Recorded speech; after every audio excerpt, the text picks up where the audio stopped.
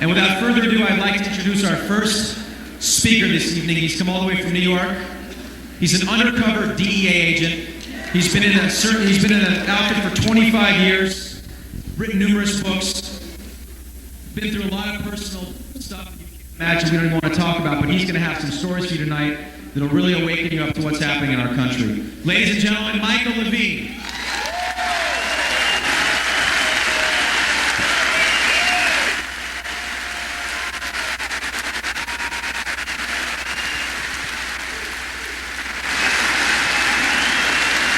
Thank you.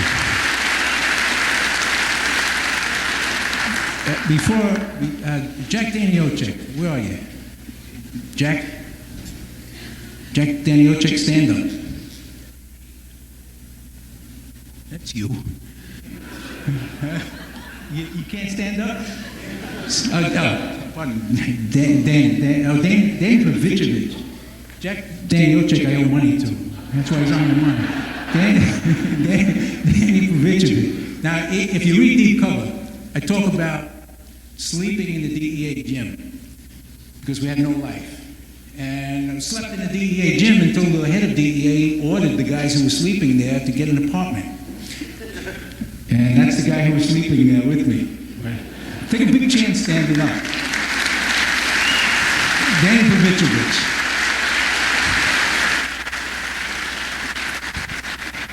I want to take you with me. I've got only a half an hour, and I got 3 videos I want you to see, and a lot of really important stuff. So, follow me in an undercover case. I come back from South America, and I'm given 100 men. 100 men. 25 DEA agents and 75 New York City policemen, and I'm told to clean up one corner, 92nd Street in Amsterdam. That's my job. 100 men to clean up one corner. Now, at the same time, there was a new law. It was called selling drugs near a school.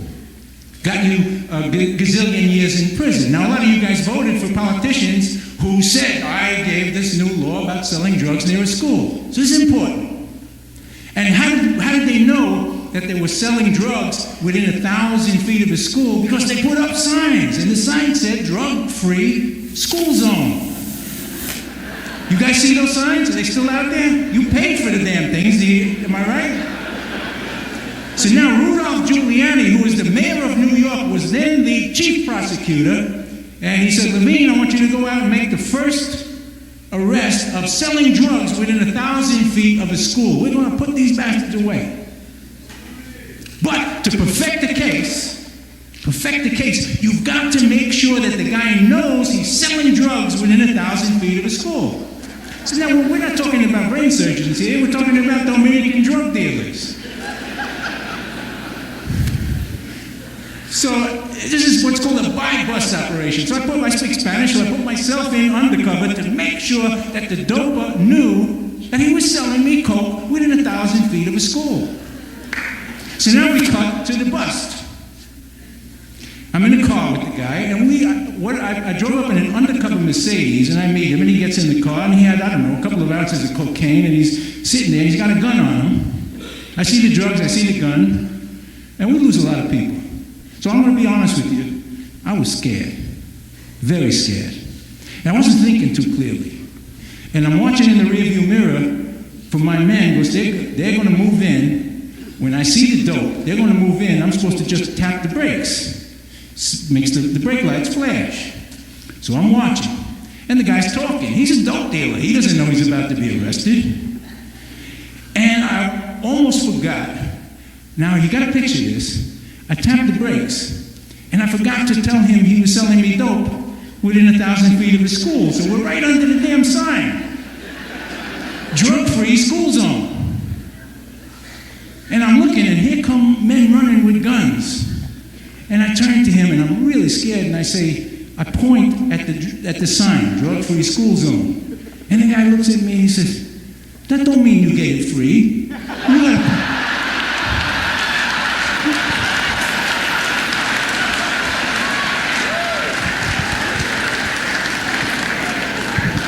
Now that's real. You understand? And now the thing about that is, none of us, we're the pluckies. none of us pluckies, because basically, hey, this election says it, we're celebrity pluckers. We vote for the best celebrity. And if you're a celebrity plucker, you get plucked yourself. You become a pluckee, and I'm one of you. And one of the signs of us being pluckies is the fact that we laugh at that. You want to know why? Because we spent $1 gazillion for this. We voted for people for this law. And what the dopers knew, what the bosses knew, what I know, what Jack knows, what Danny knows, is that it's all BS.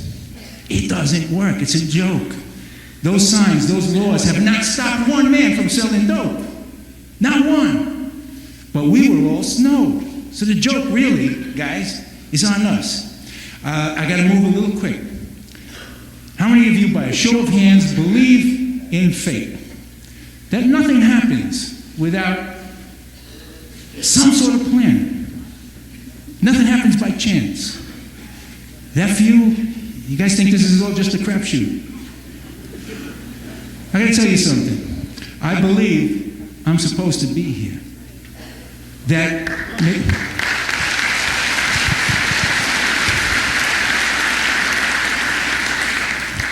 Again, why I became an undercover agent is important. Very important. And the story is really important for you to understand that fate is involved here. 19 years old, I think part of it's in deep cover. 19 years old, I was a bad kid. I grew up in the South Bronx in a neighborhood that spawned the likes of Colin Powell, Tito Puente, and Mike Savage.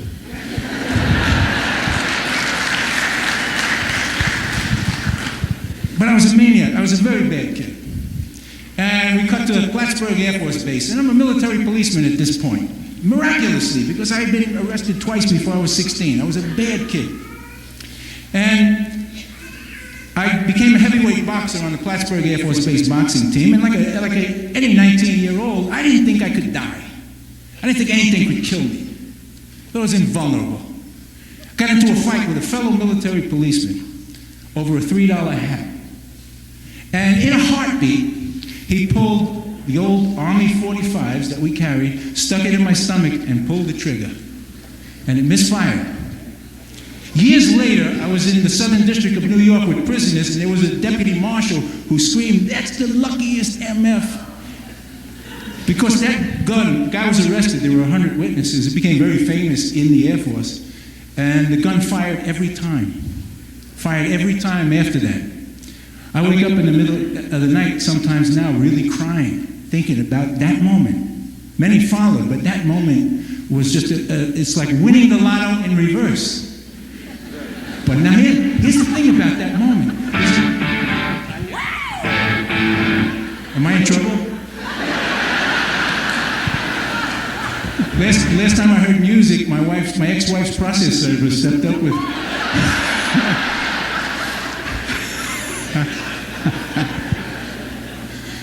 And I'm not kidding. There's an Arab expression that says, any moment is the right moment to die. So I literally, from that moment, understood that. And why did I become an agent? I became an agent, an undercover agent, because I wanted to live out fantasy. I realized the length of your life, you have no idea. Not one of us. A plane can and has crashed through buildings right now. And it's over. It is over. That's how fast. So I was a 19-year-old in a rush to live. So what was the best way for a poor kid from the Bronx to live out fantasy, live out a James Bond fantasy? That was to become an undercover agent. I literally aimed myself to be a federal narcotic undercover agent just for kicks. Just to meet women, meet babes, travel countries, eat exotic foods. That's what I wanted to be. I wasn't Dudley Do-Right. But then I found out that my brother was a heroin addict. And my brother later committed suicide, but he was a heroin addict for 19 years, and I started to believe everything that every politician, Demopublican, Republican said from the beginning to now. And it took me those years to find out they were all lying. They're lying to you. And in this short time, I'm going to try and show you why. You heard this great rebate, the great debate. You never heard the problem that we have now paid $1 trillion for, that we have now lost more lives than in any war for. Neither of these liars even spoke about it. Why did both not speak about it? Think about that. Well, we'll get to it. You'll see why. Now, to talk a little bit about undercover work, I want you to see what the reality is, as what we on the inside know it to be, as opposed to what you guys think it is. And first I want to run a clip from 60 Minutes. Some of you might have seen it. Can you guys run the clip?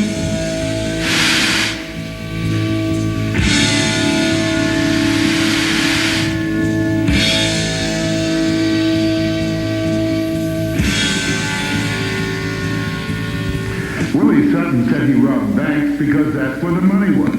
If Willie was alive, he'd probably be working for the government, because that's where the money really is.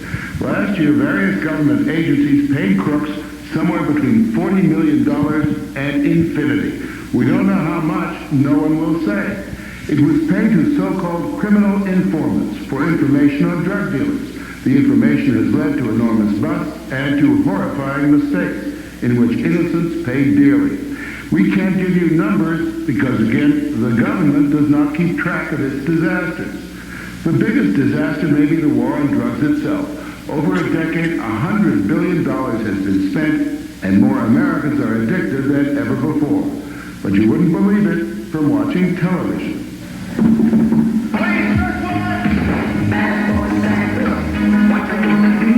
Drug busts are television's meat and potatoes.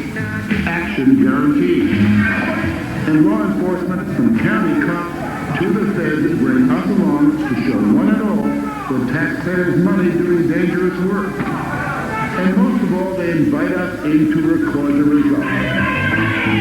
I've seen your caps I've seen in 20 years. Barely a week goes by without the record drug bust of the day. Week or a century.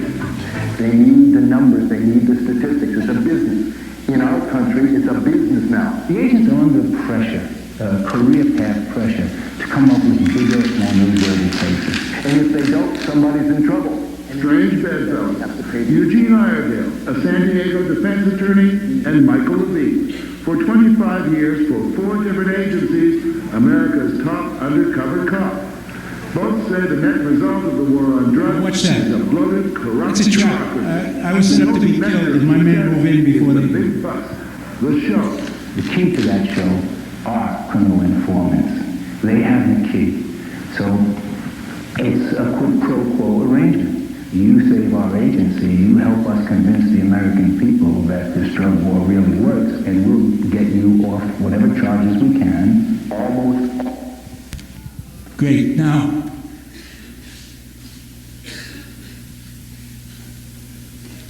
that the career path for an informer, a criminal informer, is a lot more lucrative for that of an agent. Crime actually does pay. yeah. Guys, it's important for you to understand this. That it's exactly as I said, it's exactly as Morley Safer said, that what is going on is a complete ripoff. It's like three-card Monty. You've now paid $1 trillion, and not one street corner in this country is any better. There are now 30% more hardcore addicts than they were 10 years ago, and it's a mess. Now, what you saw in that case was I was working undercover with the John Gotti organization. I was posing as a Pakistani drug dealer, selling them drugs. Now, as I was driving out to the set, and this was used by DEA for many years, the video for training undercover agents. The video was called One Way In, No Way Out. They had set me up. The minute they knew I had drugs and money, they were going to kill me. And they were moving in at the same time. My men moved in and stopped them. Now, I can't show you the whole thing because we have on video the actual setup, the tape. You see them setting up this trap to kill me. But the story is well, there's several things. One of the first lessons I learned was I look at myself, and I knew that they had set a trap, and I talked to the guy for a long time, tape recording his conversation in a recorder that was hidden in a beer can, and I don't look scared. but I was terrified. One of the things I found out is that you cannot, by any stretch of the imagination, fake a Pakistani accent when you're scared. You sound like a berserk Jamaican. Oh man, I want to sell you the drugs. Now the next thing that happened is these guys counted out. They were going to kill me. They said they were going to kill me. But John Gotti, this was again the John Gotti organization, John Gotti had already won 2 cases against the federal government, and this was to be the 3rd case. The father of one of those men was a guy named Willie Boy Johnson, half American Indian, half Sicilian, John Gotti's boyhood friend. He cut a deal with the prosecutor to testify against John Gotti on the basis of what you saw. Why? Because they so trusted me that they told me about murders they had done. Not just murders of bad guys, but one guy's name was Jack Sarno. He's a walking around guy like us. He insulted some mob guy's girlfriend, and Willie Boy Johnson and the guy that I'm dealing with there, as a favor to the mob guy, went up on Christmas Eve 1986 in front of the Brown Derby restaurant in Brooklyn and did him. They shot him dead. And the guy probably doesn't even know why he died, never knew why he died. It was a favor.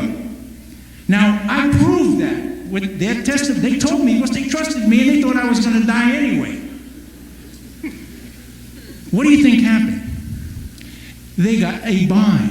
No one you saw there who admitted that they were going to kill a federal agent. They admitted they killed some citizen, not a mob guy. They were given a buy.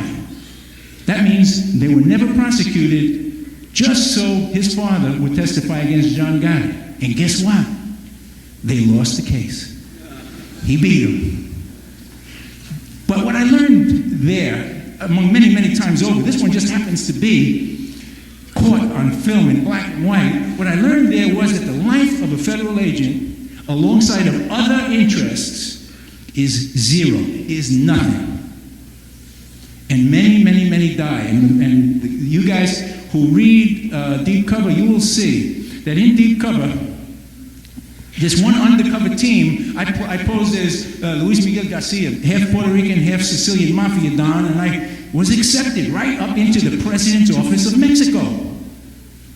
Right? You'll see me on camera bribing the grandson of the man who wrote the Mexican Constitution. It's in the book, and you're going to see it on video here. You will see me bribing on camera Carlos Salinas de Gortari's bodyguard. And on camera, I am told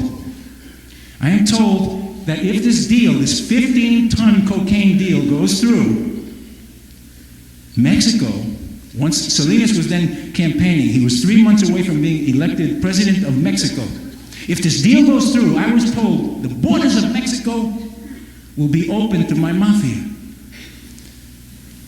Do you understand what that means? I was told that the Mexican army, I paid them $1 million for the first ton of cocaine on camera.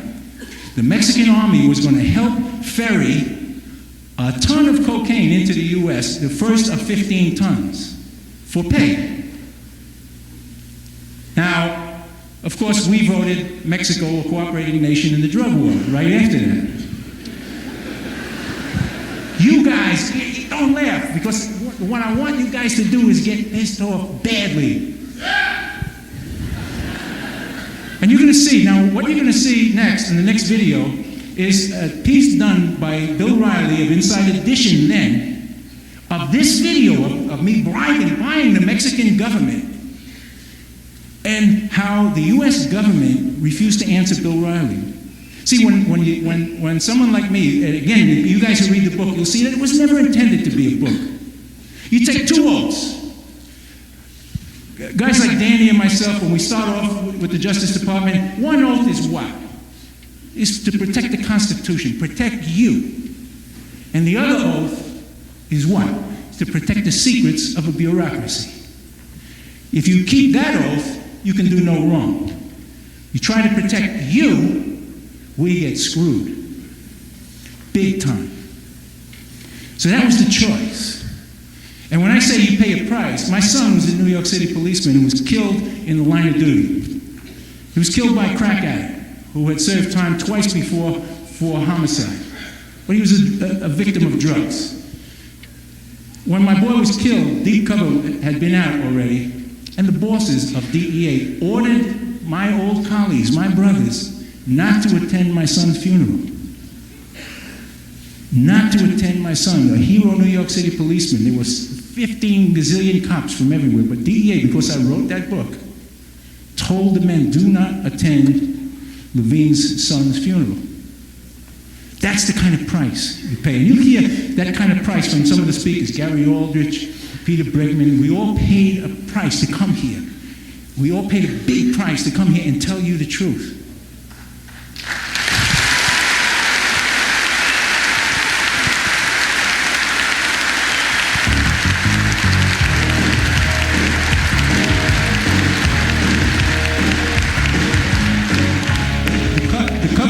Deep Cover is in commemoration of Enrique Kiki Camarena, who was a DEA agent undercover in Mexico, who was killed when Mexican police arrested him in the car. And you'll see that I have a cop shining a light in the car. He was arrested by Mexican police and then tortured to death. And as I write in the book, right after that, even though even in this particular case, this little undercover team, we not only showed, and you'll see it, every conversation in the book is tape recorded. You will see that we linked the murderers of Kiki Camarena right to the American government. We weren't looking for that. We were trying to be undercover agents. But we linked them, and it's there for you guys to see, and it's there later. It's for a reason. And all of this was not supposed to be a book. Only when they hid this memo did it become a book. And guys, run the piece from Inside Edition. I want you guys just to see this.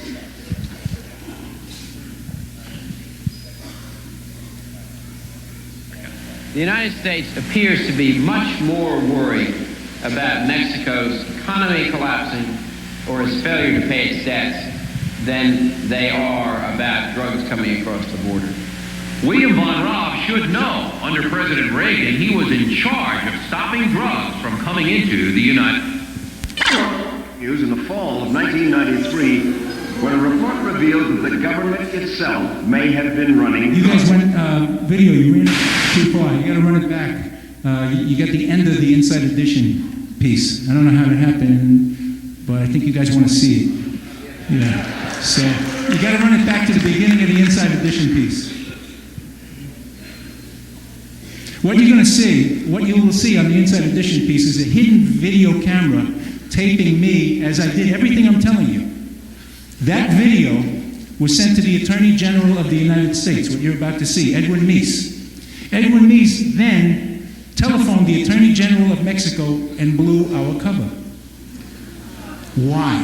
Why would he do that? I'll tell you what. Why? NAFTA, North American Free Trade Agreement, was on the planning board. So if you guys heard what an undercover DEA team was hearing, that is, the incoming president of Mexico was promising a wide open door for drugs, would NAFTA have passed as law? It had to be hidden from you. Had to be hidden from you. Not in drug cases, no. The case had to die. Yeah, okay, this is it. No, it's very frustrating when you know where the landing strips are just south of the border, just a few miles, when you can track the planes all the way from Colombia, see them land at ranches just on the other side of the border, see the dope being loaded onto trucks and so forth, and not be able to do anything about it. We've been told that not only do the Mexican authorities look the other way in drug cases, but they actually escort dope smugglers into the United States. Is that true? That has happened, yes. The reason, of course, is money. Mexican police and soldiers are paid very little in salary and are easy targets for bribes. That is exactly what this man did, former DEA agent Mike Levine. He bribed the grandson of a former president of Mexico in an elaborate sting operation. Levine promised the man, a Mexican colonel, $1 million if he would allow a plane full of cocaine to land in Mexico. The sting was videotaped by the DEA and chronicled in Levine's book, Deep Cover. He came up to the States in his Mexican colonel uniform to show me that I was dealing with the bona fide Mexican government and that I could count on Mexican military protection for my drug plane.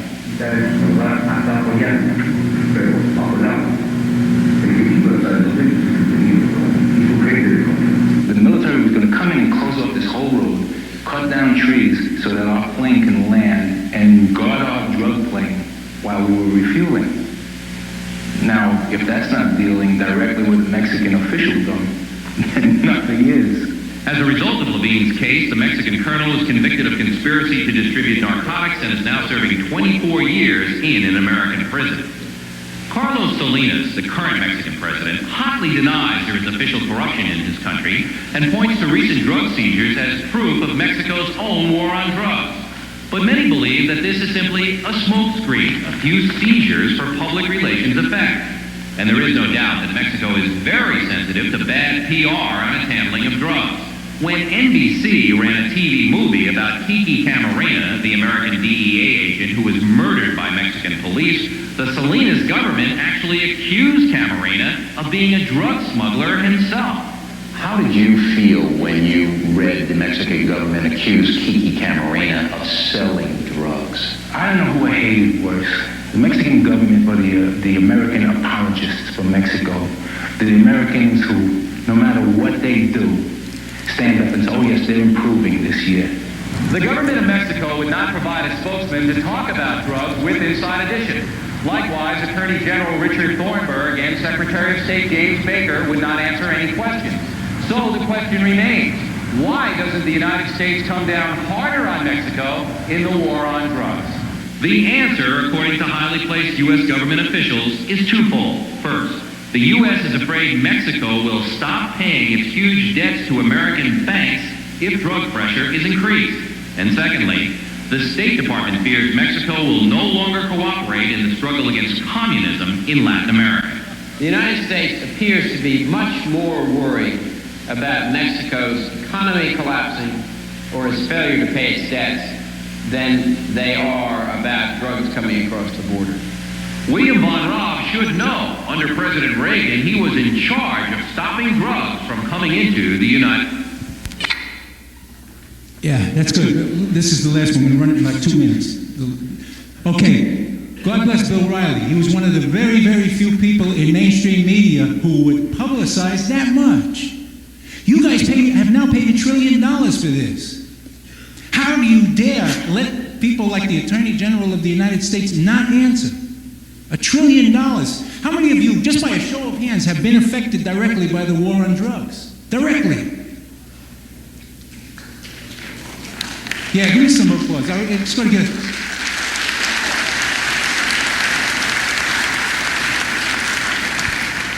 Those of you who aren't applauding, let me tell you something. Because of this drug war, you are paying probably 5 times what you should be paying for car insurance. Because of this drug war, you are paying triple, quadruple in taxes. Because of this drug war, if we took this funding away, and there is something we can do. I urge you to get that card I have out there, and you'll see it on my website. There is something you can do to stop this, that would take the wind out of the sails of the Partnership for a Drug-Free America, take the wind out of the sails of this whole immense fat bureaucracy making your money for nothing. How can the 2 candidates not say anything? I think we're going to show you exactly why. Guys, run the last piece. This is probably the most important of the 3. And what the last piece we'll talk about, how many of you guys have heard about the undercover case during the Vietnam War where they were smuggling heroin and dead bodies of our GIs?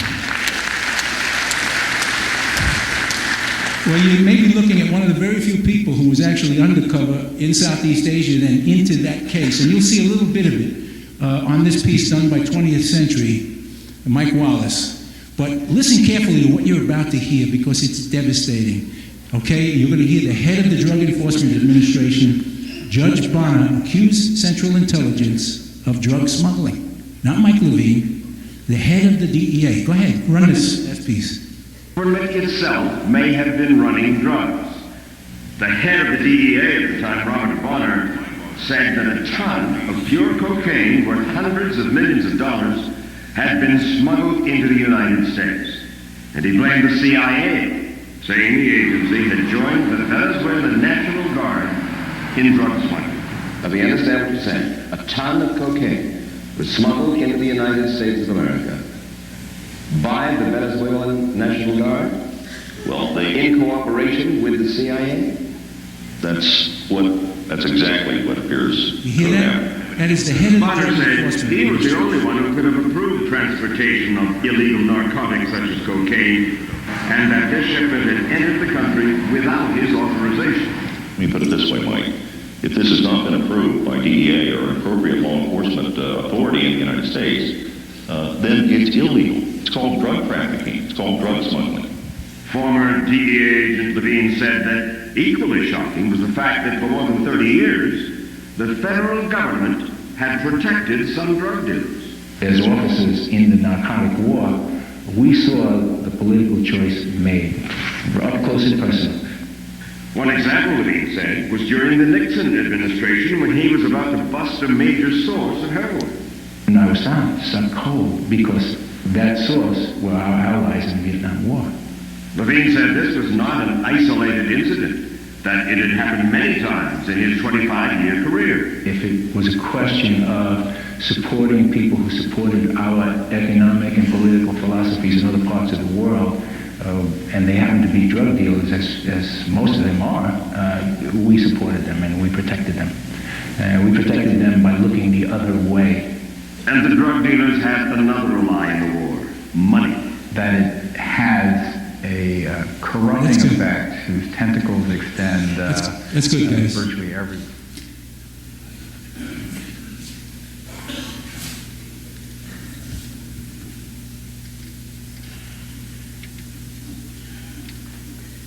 This is my son, Keith Richard Levine. He was a New York police sergeant. He was gunned down by crack addicts.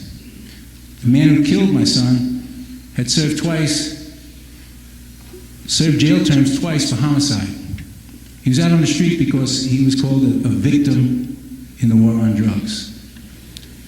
Now, I always carry this, so whatever I do, it's for my boy. Ask yourself, how can I listen to those words, the head of DEA calling Central Intelligence drug smugglers? How can I live in a country where two presidential candidates refuse to answer questions about their drug use, Republicans and Democrats? How can I live in a country where a president of the United States can pay a known drug dealer, Manuel Noriega, money as a CIA asset and then send Americans to their deaths, invading a country when he knew all along the man was a drug dealer? And I can go on and on for the next hour. There's one thing I'd like you guys who have deep cover, if you don't, go to the library, Xerox pages from it that outrage you, and they should, and send them to your elected representative. And when you get the answer, send it to me, and I will answer for you. I will answer their BS for you. Yeah, you say, what do I want? What I want is if there's 1, 2, or 3 people here who are affected enough to move, to do something, then I've done something. If I can make all of you think and not listen to the BS that you have been listening to, called debates, this pure BS that means nothing to us, then I've done just what I set out to do. And other than that, if nothing does happen, I'm going to die just doing exactly what you see. Just thank Mike Savage for having me out here, and I love you guys.